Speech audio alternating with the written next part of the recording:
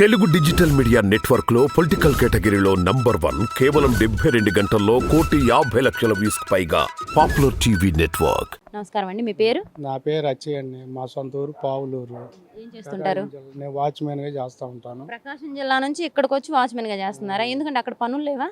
ఉన్నాయండి, అయినా మేము వచ్చి 30 ఏళ్ళ నుంచి అలవాటు పడిపోయాము, ఇక్కడ ఆగిపోయాము. ఏది జగన్ అన్నయ్య కార్యక్రమాలన్నీ బ్రహ్మాండంగా చేస్తున్నారు. ఈసారి కూడా సీఎం ఆయనే. అంటే ఎందుకు బ్రహ్మాండంగా చేస్తున్నారని ఎందుకు అనుకుంటున్నారు? అన్ని పథకాలు ముసలోళ్ళకి కానీ మంచి కానీ, ముసలోళ్ళు ఉన్నారు ఇంటికి తీసుకొచ్చి పింఛన్ ఇస్తున్నారు. మరి పింఛన్ ద్వారా జరుగుతుంది.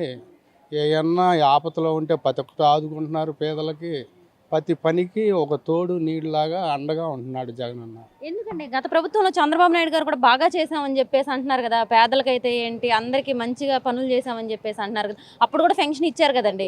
రాజకీయం ఎవరికి తెలియదు. ఈ జగన్ అన్న వచ్చినాక మొత్తం పగలగొట్టి మొత్తం గ్రీడింగ్ చేశాడు. ప్రతి ఒక్క ఇంటికి వెళ్ళి ఒక బిడ్డలాగా ఆరయించి ప్రతి ఒక్కళ్ళకి మంచి చేస్తున్నాడు. ఈ నెక్స్ట్ కూడా ఈయనే సీఎం వస్తాడు. ఎప్పటికైనా సరే ఈయనే ఉంటాడండి. అంటే బాగా చేస్తున్నాడు పనులన్నీ, ఎవరిని ఇబ్బంది పెట్టట్లా. వీళ్ళు నా మనుషులు అని చెప్పి చేస్తున్నాడు. కులభేదాలు లేవు, ఏమి లేవు, కులభేదాలు లేవు, ఆయనకి ఏది లేదు సెంటిమెంటు. ప్రతి ఒక్కళ్ళని ఆదరించి ఇది నా మనుషులు అని చెప్పి ప్రతి ఒక్కదానికి హాస్పిటల్ పనులు చేస్తున్నాడు.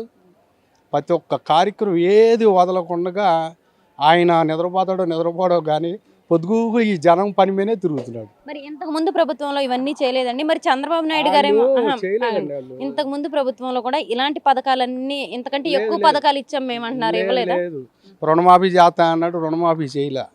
ఏది వ్యవసాయానికి ఏం లేదు. వీళ్ళు చెప్పడమే కానీ వీళ్ళు తెలియలే. ఇప్పుడు ఈయన చూసి వాళ్ళు దొడుతున్నారు. ఈయన చేసిన పథకాలన్నిటికీ ఇప్పుడు వాళ్ళు బోర్ని ఏడుతున్నారు. ఏం లేదు, ఈయనకేమో డబ్బుతో పని లేదు, ప్రభుత్వంతో పని లేదు, జనంతో పని. వాళ్ళకి డబ్బుతోనే పని. వాళ్ళు పని అయిపోయినాక రారు, వాళ్ళ పనులు వాళ్ళే ఉంటారు. ఈయనకి అది కాదు, పొద్దుగూగులు తిరిగి జనం పని చేస్తాడు. ఆయన మాత్రం జగన్ గారు కూడా ఇంతవరకు ప్రజల్లోకి రాలేదు కదండి. అప్పుడెప్పుడో పాదయాత్ర అప్పుడు వచ్చారు, మళ్ళీ ఇప్పుడే కదా వస్తున్నారు. ఇప్పుడు పొద్దుగూగులు ఏడా ఉంటుంటే ప్రతి ఒక్క ఇళ్లలో ఉండి ప్రతి ఒక్క పని చేస్తున్నాడు ఆయన.